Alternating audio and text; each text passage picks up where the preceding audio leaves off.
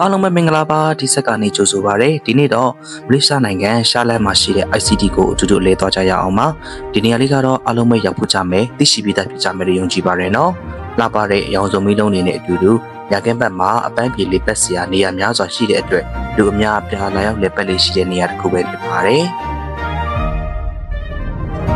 ဒီနေရာလေးကတော့ LED မီးလုံးပေါင်းတစ်သန်းကျော်ခန့်ဖြင့်အလှဆင်ထားတယ်လို့လေ့လာသိရှိရပြီးတော့ဒီ ICT ရဲ့အကျယ်ဝန်းအားဆိုရင်82ဧကကျော်ကျယ်ဝန်းပါတယ်။ရောင်စုံပြီးတော့လှပတဲ့မီးသီးမီးပန်းတွေနဲ့အနုပညာများပုံပေါ်ထားတဲ့နေရာတစ်ခုဖြစ်တဲ့ကြောင့်ခြားနေရာများစွာနဲ့မတူညီပဲတင့်ကိုအတွေ့အကြုံသစ်တွေစိတ်ခံစားမှုအသစ်တွေကိုရရှိစေနိုင်မှာပဲဖြစ်ပါတယ်။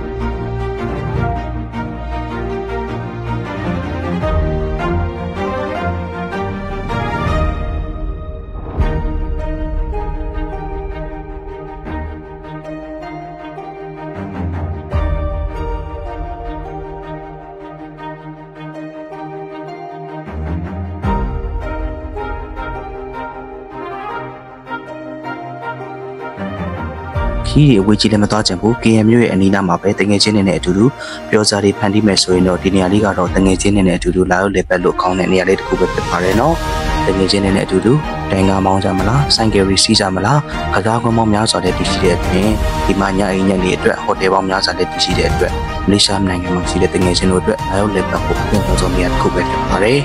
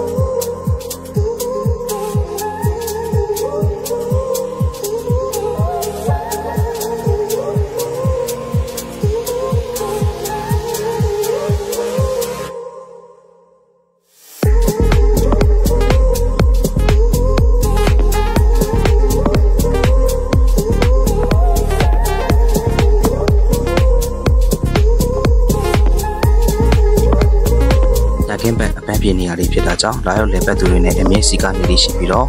လှပတဲ့မီးအောင်စုံနဲ့အတူတူတပွန်ရဲရတာကိုဝါသနာပါတဲ့တငယ်ချင်းတွေအကွက်လက်ကြီးသွားတာတငယ်ချင်းတွေနဲ့အတူတူဒီမျိုးကစားရတာကိုလက်သက်တဲ့တငယ်ချင်းတွေအတူတူပုံကျစီသက်သာစွာနဲ့ဒီကစားကွန်ကြီးထဲမှာစောကစားလို့ရပါတယ်ဈေးဝယ်ထပ်ဖို့အတွက် shopping center များ ကာသာမင်းမီတို့အတွက်ကလေးကစားမှုများစွာပါရှိတဲ့အတွက်မိသားစုရှိတဲ့ညီကိုမောင်နှံများအတွက်လည်းတင့်တော်တဲ့နေရာလေးတစ်ခုပဲဖြစ်ပါတယ်